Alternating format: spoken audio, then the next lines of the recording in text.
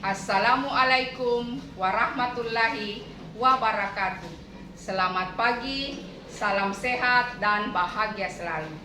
Bapak Ibu rekan sejawat yang berbahagia, dalam rangka mengimplementasikan kurikulum Merdeka, maka salah satu komponen yang harus dipahami pendidik dan tenaga kependidikan adalah proyek penguatan profil pelajar Pancasila.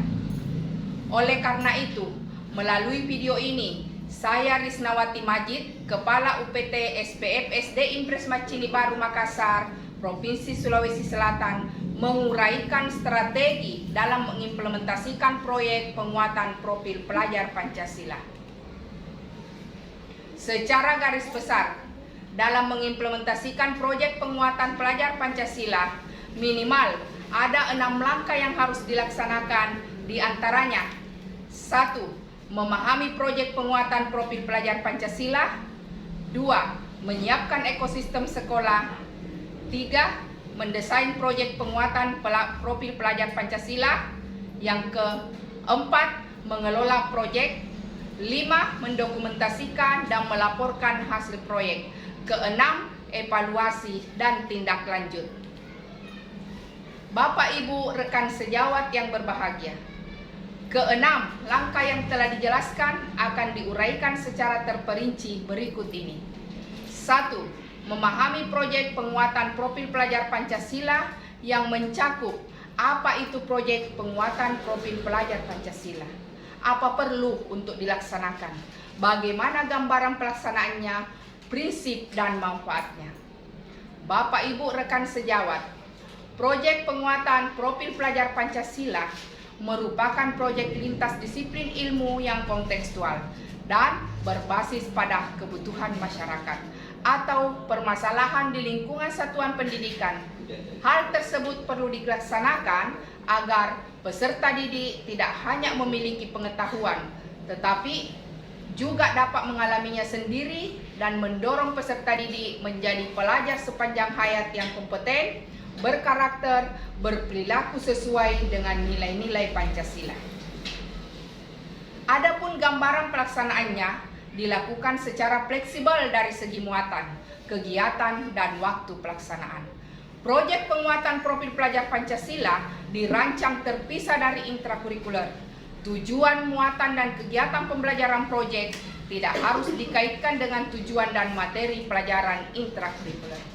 Prinsip proyek terdiri atas 4, yaitu holistik, kontekstual, berpusat kepada siswa, dan eksploratif. Manfaat untuk satuan pendidikan: menjadikan satuan pendidikan sebagai organisasi pembelajaran yang berkontribusi kepada lingkungan dan komunitas di sekitarnya.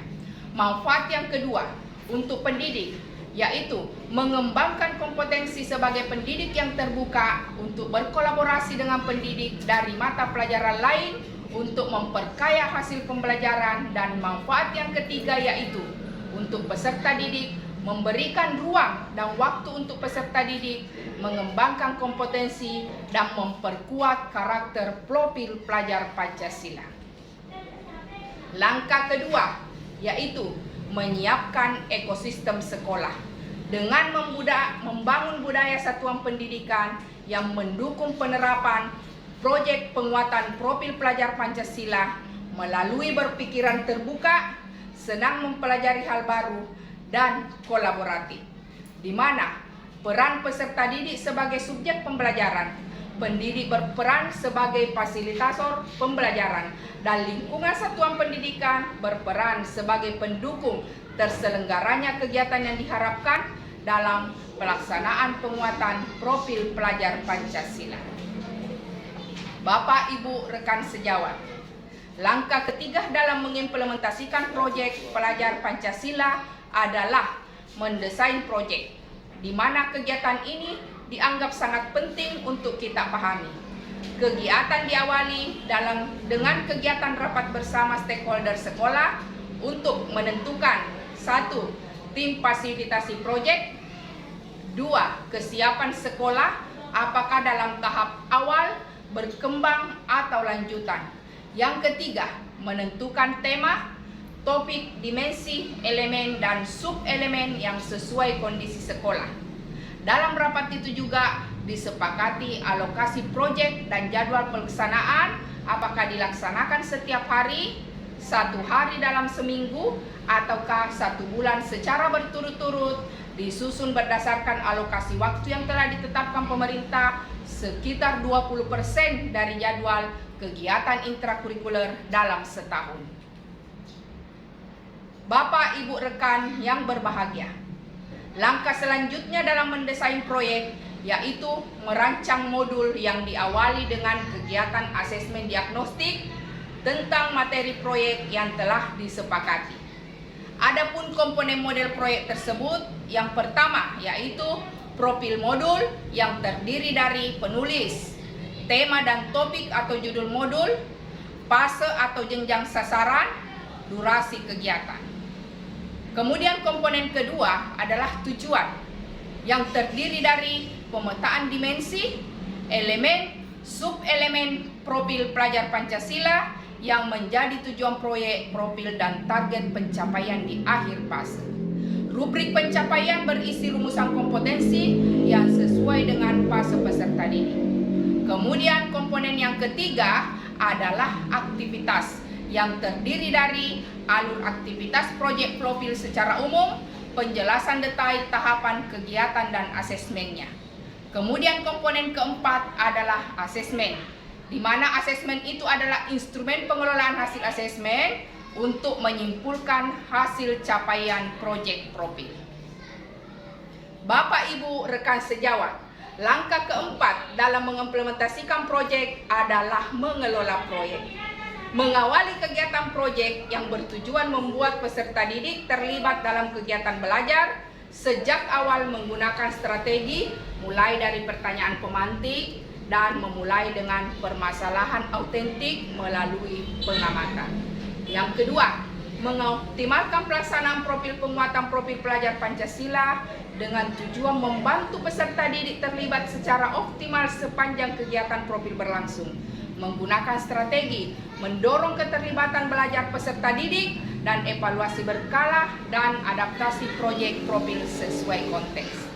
Yang terakhir, menutup rangkaian kegiatan proyek penguatan profil pelajar dengan tujuan mengakhiri proyek profil dengan kegiatan yang optimal menggunakan strategi merancang perayaan belajar.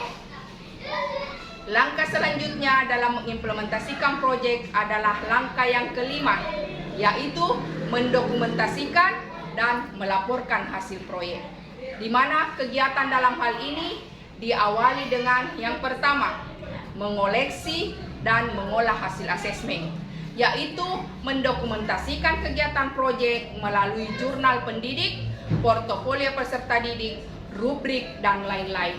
Yang kedua, pengolahan hasil asesmen, yaitu menyusun rapor proyek penguatan profil pelajar Pancasila yang akan disampaikan nanti kepada orang tua. Bapak, Ibu, langkah terakhir yang merupakan langkah keenam dalam yaitu evaluasi dan tindak lanjut proyek, di mana beberapa alat dan metode evaluasi implementasi yang dapat digunakan adalah 1.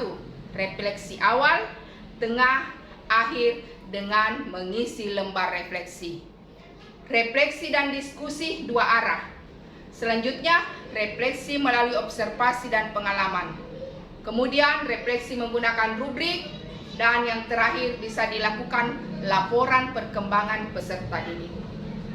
Ada beberapa contoh tindak lanjut yang bisa dilakukan untuk meningkatkan dampak profil pelajar Pancasila. Yang pertama adalah menjalin kerjasama dengan berbagai mitra di luar satuan pendidikan, mengajak lingkungan satuan pendidikan untuk meneruskan aksi dan praktik baik, mengintegrasikan proyek profil yang ada, kemudian mengajak lingkungan satuan pendidikan untuk memikirkan cara optimal dampak dan manfaat proyek profil.